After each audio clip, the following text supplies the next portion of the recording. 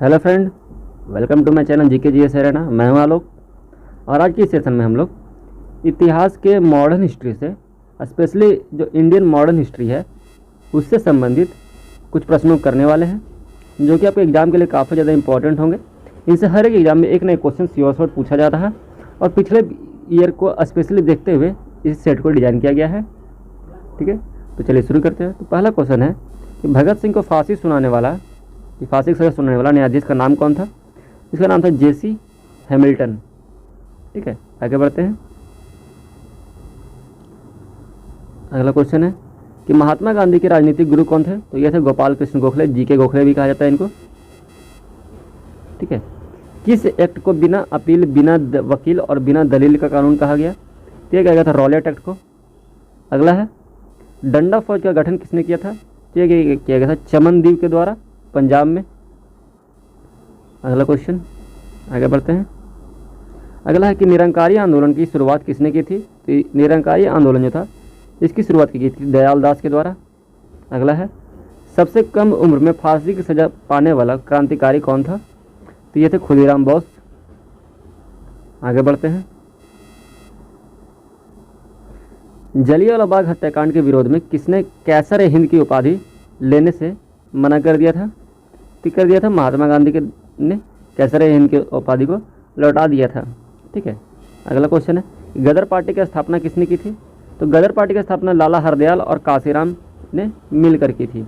अगला क्वेश्चन है कि फॉरवर्ड ब्लॉक संस्था के संस्थापक कौन थे? तो ये होगा सुभाष चंद्र बोस। आगे बढ़ते हैं कि कांग्रेस पर का विभाजन कब व किन दलों में विभक्त हुई? ठीक है, तो कांग्रेस का विभाजन हुआ था 1907 में। और कौन कौन से दल थे? नरम दल और गरम दल, और ये हुआ था सूरत अधिवेशन में। अगला है कांग्रेस के प्रथम मुस्लिम अध्यक्ष कौन थे? तो बरुद्दीन तैयबजी जो थे कांग्रेस के प्रथम मुस्लिम अध्यक्ष थे। आगे बढ़ते हैं। मराठा साम्राज्य के संस्थापक कौन थे? तो मराठा साम्राज्य के संस्थापक माना जाता है शिवाजी। ठीक है, आगे बढ़ते हैं। शिवाजी द्वारा लगाए गए 2 कर कौन कौन से थे? तो ये चौथ नाम के कर लगाए थे और एक कर था सरदेशमुखी। आगे बढ़ते हैं। अगला क्वेश्चन कि लंपट मुर्ग किसे कहा जाता है? ये मोस्ट इंपॉर्टेंट क्वेश्चन है और एग्जाम में पूछ दिया जाता है। तो ये जहादर शाह को कहा जाता था। अगला क्वेश्चन है कि रंगीला बादशाह किसे कहा जाता था? तो ये मोहम्मद शाह को कहा जाता था। ठीक है, तो दोनों मोस्ट इंपॉर्टेंट क्वेश्चन है और एग्जाम में से क्वेश्चन आने के चांसेस बहुत ज़्यादा हैं। आगे बढ़ते हैं। अगला कि ईरान का नेपोलियन किसे कहा गया है? तो ईरान का नेपोलियन कहा जाता था नादिर शाह को। अगला है मुगल दरबार में आने वाला प्रथम अंग्रेज कौन था? ये थे कैप्टन हॉकिंस, जो कि जहांगीर के दरबार में आए थे। अगला है गुरुमुखी लिपि का आरंभ किसने किया था? तो ये गुरु अंगद ने किया था। आगे बढ़ते हैं। खालसा पंथ की स्थापना किसने की थी? तो खालसा पंथ की स्थापना की गई थी गुरु गोविंद सिंह के द्वारा। आगे बढ़ते हैं। फोर्ट विलियम कॉलेज की स्थापना किसने की? तो फोर्ट विलियम कॉलेज की स्थापना की गई थी लॉर्ड वेलेस्ली के द्वारा। आगे देखते हैं। भारत में पहली बार सार्वजनिक निर्माण विभाग की संस्थापना किसने की थी? तो ये लॉर्ड डलहौजी के द्वारा किया गया था, सार्वजनिक निर्माण विभाग। ठीक है, आगे बढ़ते हैं। अजमेर में मेयो कॉलेज की स्थापना किसने की थी? तो ये लॉर्ड मेयो ने की थी। आगे देखते हैं। भारत के उद्धारक की संज्ञा किसे दी गई है? तो जैसे लॉर्ड रिपन को दिया गया भारत के उद्धारक की संज्ञा। शिमला समझौता कब हुआ? तो शिमला समझौता हुआ था 1945 में। आगे देखते हैं। स्वतंत्र भारत के प्रथम गवर्नर जनरल कौन थे? तो स्वतंत्र भारत के प्रथम गवर्नर जनरल जो अंग्रेज थे तो लॉर्ड माउंटबेटन। आगे देखते हैं कि तात्या टोपे का वास्तविक नाम क्या था? तात्या टोपे का वास्तविक नाम था रामचंद्र पांडुरंग। इंग्लैंड में भारतीय सुधार समिति की स्थापना किसने की थी?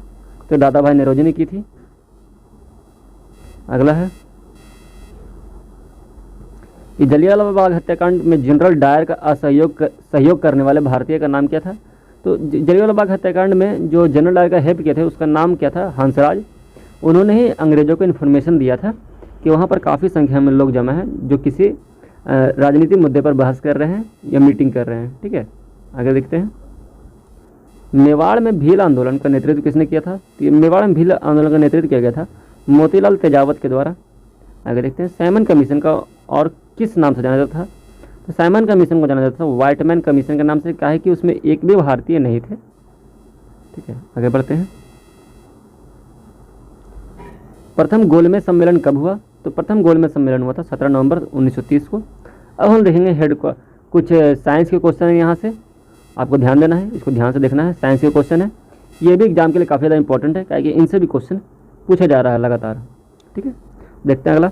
इसरो के हेडक्वार्टर कहाँ है? तो इसरो का हेडक्वार्टर है बेंगलोर में।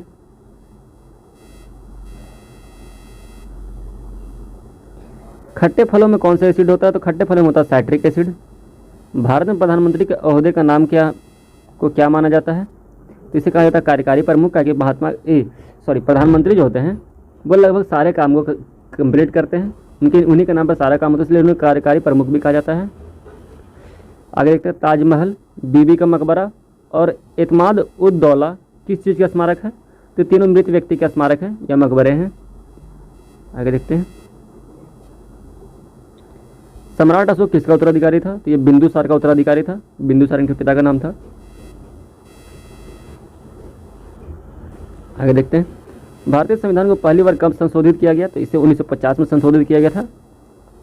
रॉलेट एक्ट को किस वर्ष लागू किया गया था? तो रॉलेट एक्ट को लागू किया गया था 1919 में, जिसे बिना वकील, बिना दलील और बिना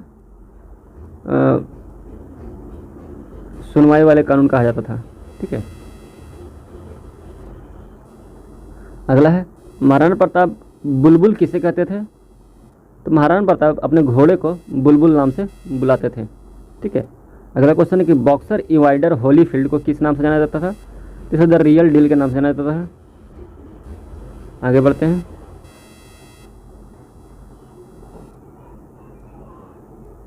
सिंधु घाटी सभ्यता का बंदरगाह कहाँ पर था? तो यह था लोथल में, जो गुजरात में पड़ता है। आगे देखते हैं जैन धर्म में महावीर को क्या नाम माना जाता है? तो जैन धर्म में महावीर को माना जाता है वास्तविक संस्थापक। लेकिन महावीर जो थे वो जैन धर्म को शुरू नहीं किए थे, वो उसके एक प्रवर्तक थे, जो 24वें प्रवर्तक थे। ठीक है, और आखिरी प्रवर्तक हुए। आगे देखते हैं मगध के उत्थान के लिए निम्न में से कौन सा शासक उत्तरदायी है? तो यह है बिंबिसार, जिन्होंने मगध के उत्थान के लिए काफ़ी ज़्यादा काम किया था।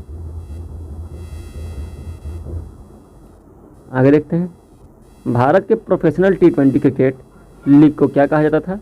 जिसे कहा जाता है IPL, इंडियन प्रीमियर लीग। आगे देखते हैं भारत के राष्ट्रपति कौन है? तो ये थोड़ा सा मिसप्रिंट हो गया है, ये अभी हुए हैं द्रौपदी मुर्मू। ठीक है, आगे देखते हैं कि सचिन तेंदुलकर को हाल ही में किस खिताब से नवाजा गया था? तो पद्म विभूषण है। आगे देखते हैं संसद में दो हाउसेस कौन कौन से हैं? तो ये एक लोकसभा और एक है राज्यसभा। आगे देखते हैं भारत का सबसे छोटा राज्य कौन सा है? तो यह गोवा। इसके बाद सेकंड सबसे छोटा तो होगा सिक्किम।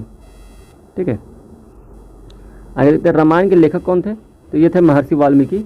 अगला है भारत में ब्लू सिटी के नाम से किस शहर को जाना जाता है? तो एक जाना जाता है जोधपुर को। ठीक है, आगे देखते हैं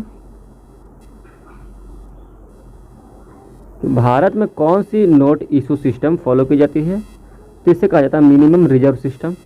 ठीक है फ्रेंड, इस वीडियो में हम लोगों ने कुल 51 प्रश्नों को देखा है। ठीक है, जो कि साइंस प्लस हिस्ट्री दोनों से रिलेटेड है। ठीक है, ये एग्जाम में आपके क्वेश्चन आने वाले क्वेश्चन है, इनको स्पेशली प्रीवियस ईयर से कलेक्ट किया गया है। ठीक है, तो आप लोग कोशिश करिए कि सारे क्वेश्चन को अच्छे से याद कर लें, ताकि आपको एग्जाम में 1 या 2 नंबर सिक्योर हो जाए।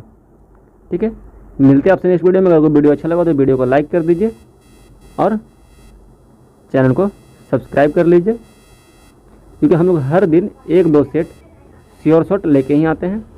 मिलते हैं आपसे नेक्स्ट वीडियो में, तब तक के लिए जय हिंद, जय भारत।